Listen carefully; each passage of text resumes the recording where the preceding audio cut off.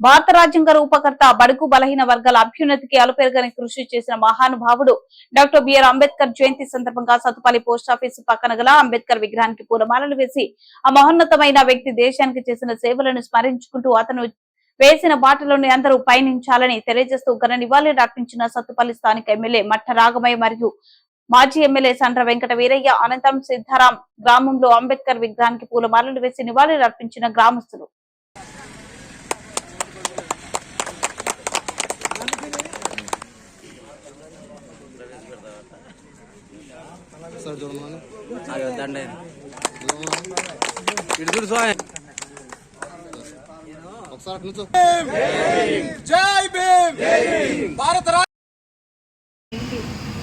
సందర్భంగా మరి ఆయనకి ఘన నివాళులు అర్పిస్తూ ఆయనకి మన బడుగు బలహీన వర్గాలకి మరి నిజమైన మనం ఇప్పుడు అందరినీ పోగొట్టున్నాం బడుగు బలహీన వర్గాల ఆశాజ్యోతి అనుకుంటూ, కానీ ఒకే వ్యక్తి దానికి అర్హుడు. ఆయన ఎవరు అంటే మన భారతరత్న అంబేద్కర్ గారు.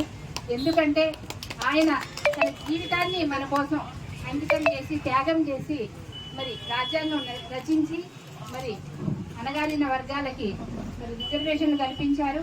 ఆయన చదువు వల్లే మనందరం కూడా ఈ స్టేజ్లో ఉన్నాం, ఇప్పుడు ఇలా మాట్లాడగలుగుతున్నాం, రాజకీయాల్లో యాక్టివ్గా పార్టిసిపేట్ చేస్తున్నాం, మరి ఉద్యోగాలు వచ్చినాయి, రిజర్వేషన్లు వచ్చినాయి. అలాగే స్త్రీలకు కూడా సమాన అవకాశాలు, సమాన హక్కులు, అదేవిధంగా మరి వేతనం కూడా సమాన వేతనం. అలాగే కార్మికుల విషయానికి వస్తే పని గంటలు కూడా ఆయన వల్లే మనకి 8 గంటల పని సమయం అనేది, ఇలాంటివి ఎన్నో కూడా ఆయన చేసిన కృషి ఫలితంగా మనం అనుభవిస్తున్నాం ఆ ఫలాలని. కనుక ఆయనని ఈ విధంగా మనం స్మరించుకొని ఆయనకి కృతజ్ఞత తెలియజేసుకోవాల్సిన అవసరం ఎంతో ఉంది. మరి ఆయన ఆశయాలని మనం ఇంకా ఏ విధంగా అయితే ఆయన కులరహిత సమాజం కావాలి అనుకున్నారో అందులో భాగంగా మనం కూడా మరి ఆయన ఆశయాలని మనం ఆచరణలోకి తీసుకురావాలి, ఆయన అడుగుజాడల్లో నడవాలని ఆశిస్తూ మరి ఒక్కసారి జోహార్ అంబేద్కర్, జై భీమ్.